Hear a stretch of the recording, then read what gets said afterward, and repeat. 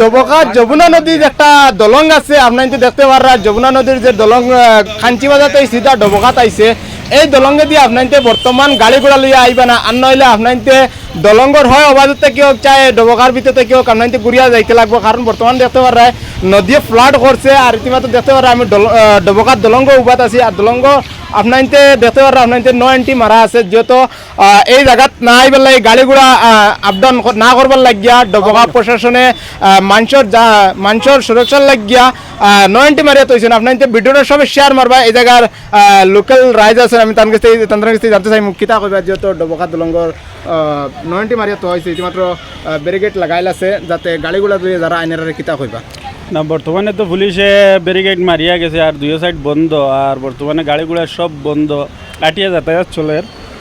দলঙ্গর অবস্থা বর্তমান বিরাট খারাপ, আর পানিও বর্তমানে বাড়ে। আচ্ছা, আর আপাতত মানে আজকে 4টার পরে বন্ধ করা হয়েছে, আর এখন পুলিশে কইয়া গেছে যে মানুষ দুই সাইডে বন্ধ রাখার কারণ হয়েছে রাস্তা দলঙ্গর দুই সাইডের মেরামতি খুব খারাপ অবস্থা, আর পানিও বাড়তে আছে কইছে, ঠিক এখন যাতায়াত বন্ধ।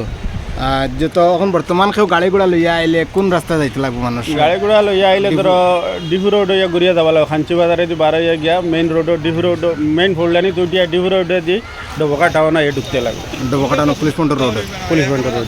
তো আপনার ভিডিওটা সবাই শেয়ার মারবা। আমি 90 বোর্ডটা তোরা দেখাইলাই, যেহেতু 90 মারা হয়েছে, আর ইতিমাত্র দেখতে পারা আপনার মানুষে গাড়ি তৈয়া সবে যার গাড়ি তৈয়া নিজে আটিয়া যাতায়াত করার, যেহেতু মানুষের সুরক্ষার লাগিয়া মানুষের হেফাজতের লাগিয়া যাতে কোনো দুর্ঘটনা না হয়, এর কারণে ডবকা প্রশাসনে 9 মারিয়া তৈছে, 9 বোর্ড লাগাইল আছে আপনার দেখতে পারা।